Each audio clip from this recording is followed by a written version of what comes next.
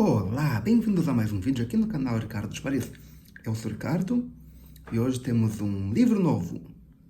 Porém, como vocês devem estar lembrados, ontem terminou a série de livros do Monteiro Lobato. E devido ao seu falecimento, ele não vai lançar livros novos, até onde eu sei. Pode ser que encontrem algum livro escondido entre os pertences dele. Ou então vão investigar a casa antiga dele onde ele morava e encontrem lá um compartimento com alguns livros escondidos, nunca publicados, ou coisa parecida. Por enquanto não aconteceu. Caso aconteça, eu vou lançar. Mas por enquanto, vamos para um novo autor. E qual vai ser? Como ninguém deu sugestão alguma, eu escolhi. E eu escolhi Júlio Verne.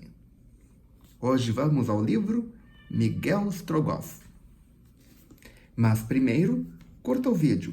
E se for a primeira vez aqui, inscreva-se e acione o sininho para receber as notificações. Já curtiu? Já se inscreveu? Já assinou o sininho? Então, vamos para o primeiro capítulo. Miguel Strogoff, capítulo 1. Um baile na corte. Vamos ver se tem ilustração.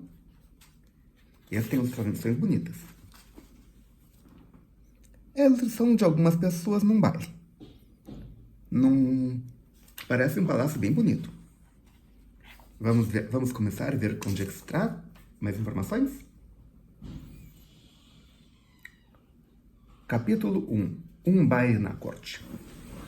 Sir, um novo despacho. De que ponto? De Tomsk. O telégrafo já não trabalha para além dessa cidade? Desde onde tem está cortado, sir.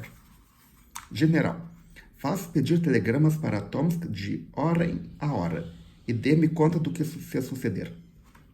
Assim se fará, sir, respondeu o general Kissov.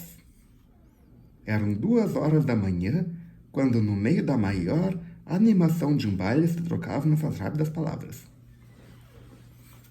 Durante toda a noite, as bandas dos regimentos de Preobrazhensky e de Pavlovsky não tinham cessado um instante de tocar o seu vasto repertório de polcas, valsas, mazurcas e scotches. Nas salas de uma riqueza oriental, sucediam-se e multiplicavam-se os grupos dos convidados. O baile dava-se no Palácio Novo, erguido a curta distância da velha casa de pedras, onde tantos dramas tenebrosos se tinham dantes consumado. O grão-marechal da corte não deixava de ter quem o auxiliasse no desempenho das suas elevadas funções. Os grãos-duques e seus ajudantes de campo, os camaristas e os oficiais mores, caprichavam em assistir pessoalmente à organização das quadrilhas. As grã-duquesas, resplendentes de diamantes, e as damas de serviço, com seus trajes de gala, davam um exemplo do movimento a todas as senhoras dos altos funcionários civis e militares pertencentes à antiga cidade de Pedra Branca. Por isso, quando chegou o momento de dançar a polaca, era indiscutível o efeito produzido por esse passeio cadenciado que, nos atos solenes, assume as proporções de uma dança nacional. A agradável confusão de tantos uniformes aparatosos, de tantos vestidos de cauda e de tantas joias de preço formava um vistoso caleidoscópio a que davam maior enlace os lumens de 100 lustres refletidos nos espelhos. Devia ser uma coisa muito bonita de se ver. Você já esteve num baile assim? Iluminado à luz de velas? Se já, coloca nos comentários aqui embaixo. Eu nunca fui.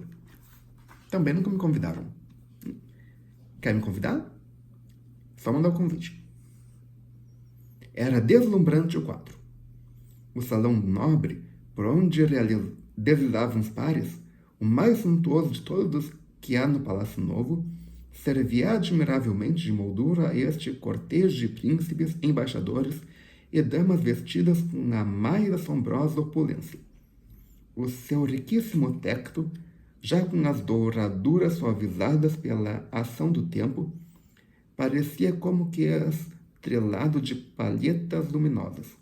As cortinas e os reposteiros de brocado purpuravam-se dos tons quentes que as fartas pragas deste pesadíssimo estofo produziam. A cor coada pelos vidros irrompia para fora como reflexo de incêndio que viesse perturbar a profundidade da treva. Este contraste era feito de molde para atrair as atenções dos convidados que não dançavam. Se alguns deles se aproximavam das janelas, podiam distinguir ao longe, confusamente esfumadas na sombra, as torres das igrejas, destacando aqui e acolá os seus aprofumados perfis. Se olhavam para baixo, viam, perpassando em silêncio com a espingarda horizontalmente deitada sobre o ombro, as numerosas sentinelas em cujos capacetes pontiagudos oscilavam como chispas as verberações de milhares de luzes. Ouviam também o sussurro das patrulhas marcando melhor o passo sobre os passeios de lajes que os pares, à mesma hora, sobre os pavimentos das salas. De vez em quando, a voz dos sentinelas, repetindo o grito de alerta e o som longínquo do clarim, preludiando o toque da alvorada, vinha contrapor a sua nota aguda às doces harmonias das músicas festivas. Em frente da fachada principal, divisavam-se ainda outras masas escuras, tocadas levemente pelos cones luminosos que as janelas do Palácio Novo projetavam. Eram barcas descendo a corrente de um rio, cujas águas, onduladas pela frouxa luz de alguns candeeiros, viam brandemente espreguiçar sobre as muralhas do cais. O principal personagem do baile, aquele que oferecera a festa e que o general Kissoff designara por um tratamento só concedido a monarcas, trajava simplesmente o uniforme de oficial de caçadores da guarda. Não se apresentava assim por cálculo, senão por hábito, de quem tinha em pouca monta a satisfação da própria vaidade. O seu fato contrastava-se com os fatos agaloados que o cercavam, e essa simplicidade era raro desampará-lo. Mesmo quando aparecia entre a sua escolta de georgianos, cossacos e lésbios, garbosos esquadrões sempre fardados com os mais belos uniformes do Cáucaso. Este oficial de caçadores da guarda, de estatura elevada, ar afável e fisionomia tranquila, se bem que pensava, passava de um para outro grupo, falando pouco e mal parecendo reparar, quer nas expansões ruidosas dos seus jovens convidados, quer nas frases palacianas dos diferentes diplomatas que representavam junto dele os principais estados da Europa. Somente 2 ou 3 perspicazes homens políticos, fisionomistas por experiência, poderiam ter notado na fronte de seu anfitrião alguns sintomas de estranho desassossego, mas nenhum se atrevia a interrogá-las ao respeito. Era manifesto que o oficial dos caçadores da guarda visava não perturbar o baile com as suas íntimas preocupações. E como ele fosse um desses poucos soberanos a cuja vontade todos se têm habituado a obedecer, os pares continuavam a doidejar nas salas, sem que as músicas afrouxadas sem que as músicas afrouxassem alegrias da festa. Entretanto, o general Kissoff esperava que o oficial de caçadores da guarda, a quem admitira o despacho expedido de Tomsk, lhe desse as suas últimas ordens. Esse, porém, continuava silencioso. Tinha aberto o telegrama, tinha-o lido, e a sua fronte ainda mais se anuviava depois dessa leitura. Chegou mesmo a levar maquinalmente as mãos aos copos da espada, mas, levantando-a de pronto, tapara com ela os olhos um momento. Dir-se-ia que o brilho de tantas luzes lhe feria a vista e que procurava a obscuridade para melhor concentrar suas ideias. É, pois, verdade, disse ele, depois de ter conduzido o general Kissoff para o vão de uma janela. que desde ontem que não podemos corresponder-nos com o grão-duque, meu irmão? É verdade, sir. E chega a recear-se que, dentro de pouco, os despachos não possam ir além das fronteiras da Sibéria. Mas as tropas da província do Amur, de Yakutsk e da Transbaikalia receberam ordens de marchar imediatamente sobre Irkutsk? Receberam, sir. Foram prevenidas pelo último telegrama que se expediu em direção ao lago Baikal. E conservamos ainda, como desde o começo da invasão, as nossas comunicações diretas com os governos de Yenisseik, de Omsk e de Semipalatinsk e de Tobolsk. Todos esses governos têm recebido até agora os nossos despachos e sabemos que, por enquanto, ainda os tártaros não avançaram além dos rios Irtish e Obi. E que se sabe do traidor Ivan Igarev? Nada, sir, respondeu o general Kassov. O diretor da polícia não se atreve a afirmar se ele passou ou não a fronteira. Que sejam imediatamente enviados meus sinais a Nizhny Novgorod, a Perm, a Ekaterimburgo, a Kassimov, a Tyumen, a Ishin, a Omsk e a Elamsk, a Kolivan, a Tomsk, enfim, a todas as estações telegráficas onde o serviço ainda não está interrompido. Vão ser cumpridas as ordens de Vossa Majestade, respondeu o general Kissov. Nem uma palavra a esse respeito. O general, fazendo um gesto de respeitosa conformidade, afastou-se do seu interlocutor, confundindo-se por entre a multidão e desaparecendo rapidamente sem que a sua ausência fosse notada. O oficial de caçadores da guarda, esse ficou ainda ali absorto por alguns instantes, e quando voltou às salas, onde os militares e os políticos formavam diversos grupos, em seu rosto já tinha recuperado toda a serenidade que perderam. Contudo, o acontecimento grave a que aludia o recente e misterioso diálogo não era tão desconhecido como o oficial dos caçadores da guarda e o general Kissov podiam suspeitá-lo. É certo que nada se dizia oficialmente, nem mesmo oficiosamente, porque as línguas sabiam ser discretas quando não tinham licença para falar. Entretanto, alguns homens de Estado e alguns membros do corpo diplomático haviam já recebido informações mais ou menos exatas sobre o que se passara além da fronteira. O que, porém, eles só vagamente presumiam, o que eles não se arriscavam a avançar com fundamento sabiam-no bem de perto. E disso davam testemunho numa conversação em baixa voz.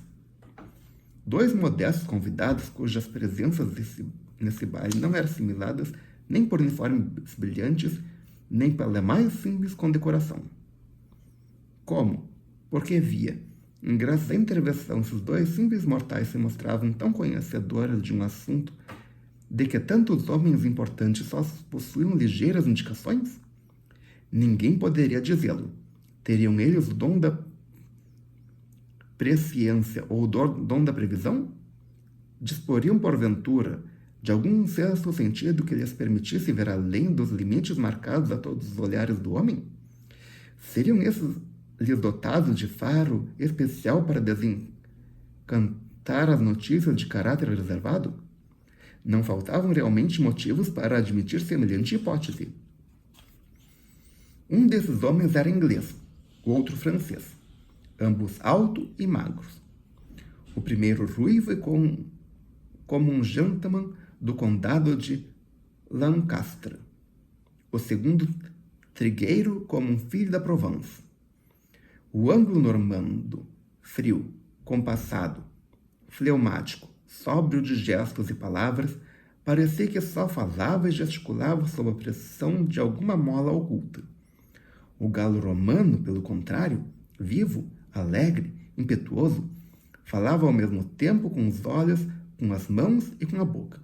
E tinha 20 maneiras de exprimir uma ideia, enquanto seu companheiro só tinha uma, invariavelmente estereotipada no seu cérebro. Essas desigualdades físicas teriam facilmente dado na vista do mais vulgar observador. Mas um fisionomista que examinasse com atenção os dois estrangeiros acabaria por determinar o contraste fisiológico que os caracterizava, dizendo que, se o francês era todo olhos, o inglês era todo ouvidos. De fato, o aparelho óptico do primeiro estava extraordinariamente aperfeiçoado pelo exército. Nele, a sensibilidade da retina devia ser tão instantânea como a de certos prestidigitadores, que reconhecem uma determinada carta simplesmente por um rápido movimento do baralho ou por qualquer outro sinal imperceptível que todos observam. Este francês tinha, pois, um extremo desenvolvimento tinha em extremo desenvolvido o que chamam vulgarmente a memória da vista, ou memória visual. O inglês, pelo contrário, parecia com especialidade organizado para escutar e ouvir. Quando seu aparelho auditivo era ferido pelo som de uma voz, podiam passar-se 10 ou 20 anos depois disso que ele iria, sem esforço, reconhecer entre mil aquele som. As suas orelhas não tinham, de certo, a facilidade de se mover como os dos animais, que dispõem de grandes pavilhões auditivos. Mas, visto alguns homens de ciência já terem assentado que as orelhas humanas só aproximadamente são imóveis, era lícito supor que as orelhas desse inglês dobravam-se, torcendo-se e retesando-se simultaneamente, pudessem absorver todos os sons, embora o meio para esse empregado fosse desconhecido dos naturalistas. Existem pessoas que conseguem movimentar as orelhas. Eu não consigo. Você consegue? Coloque nos comentários aqui embaixo se você consegue. Convém notar que a perfeição da vista e do ouvido destes dois homens auxiliava-os maravilhosamente para suas ocupações, porque o inglês era correspondente do Daily Telegraph e o francês do... De que jornal, de que jornais, não dizia ele. E, se alguém lhe perguntava, respondia sempre gracejando que se correspondia com sua prima Madalena. De resto, era muito fino e perspicaz esse francês, apesar da sua aparência de leviandade, falando atrevidamente de tudo em tudo. Talvez para assim poder melhor chegar aos seus fins. Nem por isso era capaz de dizer que não queria.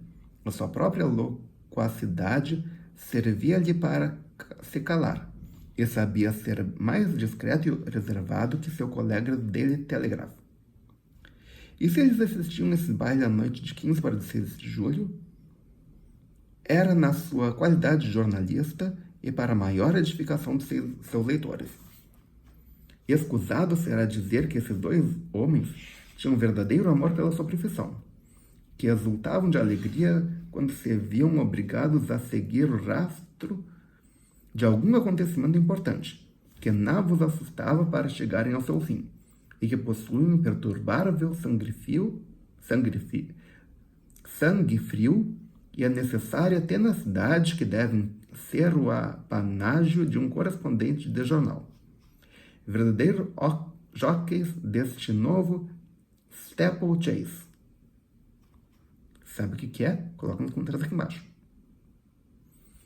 Organizado em favor da imprensa. Galgavam nas sebes, atravessavam as pontes, saltavam as barreiras com incomparável ardor destes cavaleiros entusiastas que desejavam nas corridas chegar primeiro ou morrer. Eu preferia chegar em último do que morrer. Mas, como não corro a cavalo, então, tanto faz. Além disso, as empresas dos seus jornais não lhes regateavam dinheiro, o melhor, o mais rápido e o mais perfeito elemento de informação que se conhece. Deve-se ainda acrescentar, em homenagem aos seus sentimentos de delicadeza, que ambos respeitavam a intimidade do lar, o que só se punham em campo quando se tratava de descobrir o fim intricado de algum sucesso político ou social. Numa palavra, eram dois correspondentes aperfeiçoados, como os que modernamente se encontram, quer nas grandes capitais, quer nos grandes acampamentos.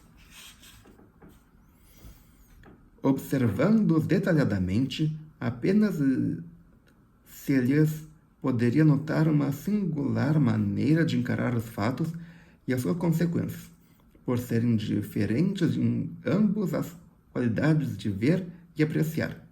Entretanto, como não se poupavam as mais espinhosas diligências para se tornarem dignos da sua confiança dos seus jornais, seria injustiça verdadeira não lhes aplaudir as respectivas aptidões. Chamavam-se Alcide Jolivet, o correspondente francês. Harry Blount era o nome do correspondente inglês. Acabavam de se encontrar pela primeira vez num baile, cujos pormenores estavam carregados de enviar às suas redações.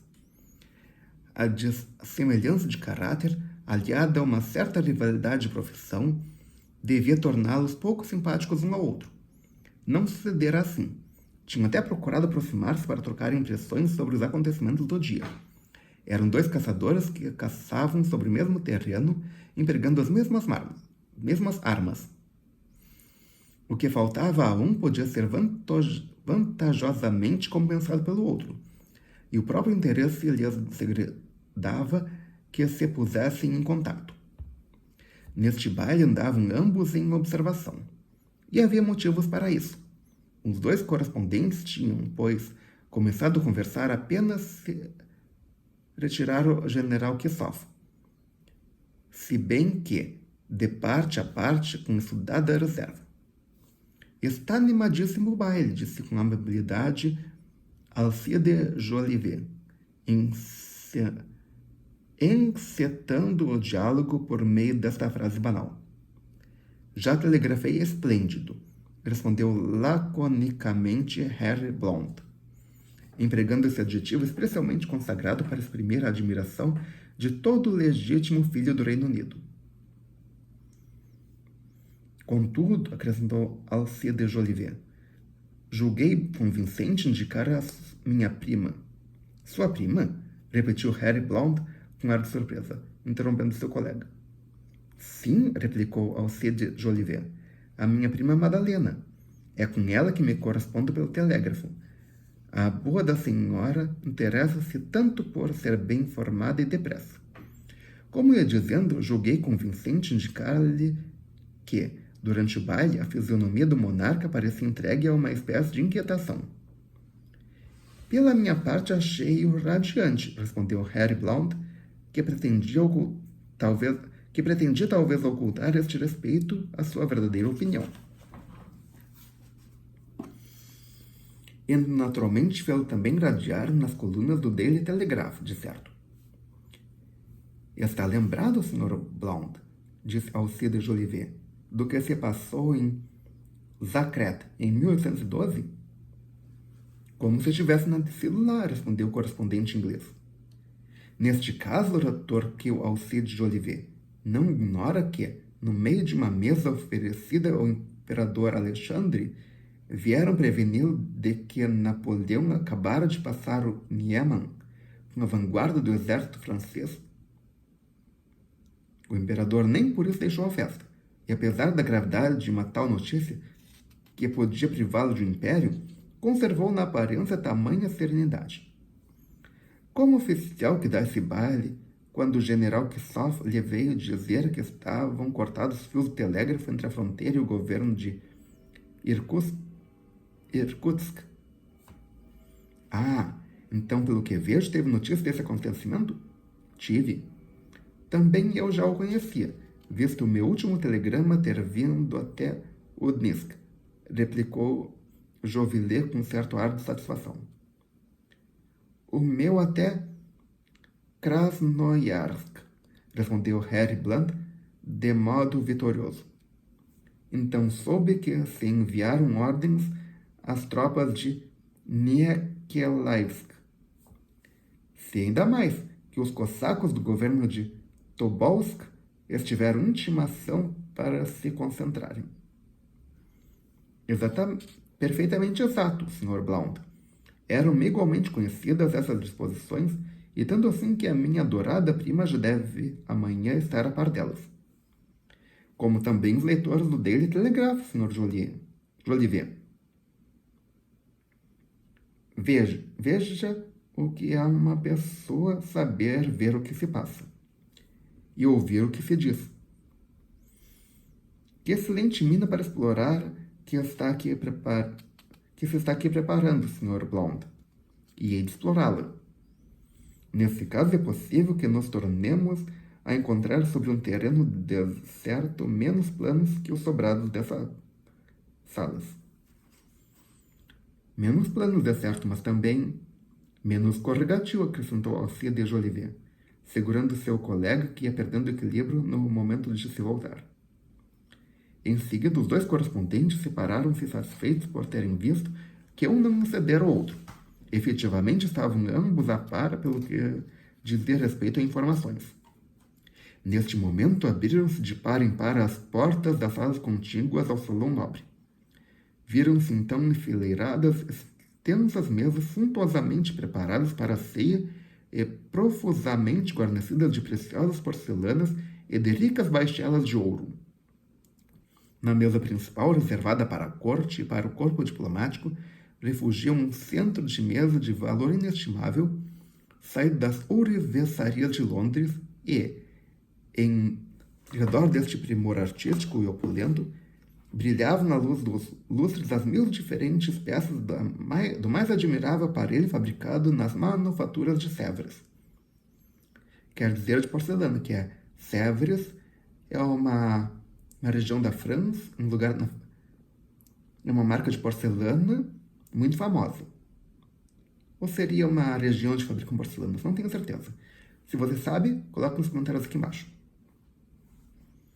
Os convidados do Palácio Novo começaram então a dirigir-se para os seus diferentes lugares. Neste preciso momento, o general Kisov, que tornara a entrar, aproximou-se novamente do oficial de caçadores da guarda. Que temos? Perguntou-lhe este com mal sofrida curiosidade. Sir, os telegramas já não chegam a Tomsk. Um correio, imediatamente. O oficial deixou o salão nobre e dirigiu-se para um vasto compartimento que lhe ficava próximo. Era o seu gabinete particular de trabalho, situado num dos ângulos do Palácio Novo, guarnecido com muita simplicidade por uma mobília de carvalho do norte, e apresentado pelas paredes de diferentes quadros em cujo número se contavam algumas telas de Horácio Vernet. O oficial abriu apressadamente uma janela, como se o oxigênio lhe faltasse nos pulmões, e foi respirar sobre uma espaçosa varanda o ar puro de uma linda noite de julho. No hemisfério norte é verão. Lançando os olhos para baixo, viu, banhado pela claridade do luar, um recinto fortificado no qual se erguiam para o céu 2 catedrais, 3 palácios e um arsenal. Em redor deste recinto, desenhavam-se ainda 3 cidades distintas. Kitai-Gorod, Meloi-Gorod, Zemlinoy-Gorod, formando 3 imensos bairros povoados de europeus tártaros ou chineses, a que serviam de mate torres e os minaretes de 300 igrejas com seus zimbórios verdes sobrepujados por cruzes de prata. Um rio de curso irregular verberava num e noutro ponto os raios da lua. Todo este conjunto formava um variado mosaico de casas diversamente coloridas que largamente se encaixavam numa enorme moldura de 10 léguas. Este rio era Moscova, a cidade era Moscovo, o recinto fortificado era o Kremlin, e o oficial de caçadores da guarda que, de braços cruzados e olhar cismador, prestava tão pouca atenção aos ecos daquela festa principesca, era o czar de todas as Rússias. E por hoje é só. Se você gostou, clique em curtir. adicione esse vídeo aos favoritos, compartilhe com seus amigos e traga pelo menos um inscrito para o canal. E também coloque nos comentários abaixo se você gostou da ideia de botar Júlio Verne como substituto de Monteiro Lobato. Ok? Obrigado pela presença. Obrigado pela audiência. Até amanhã com mais um capítulo e melhor possível.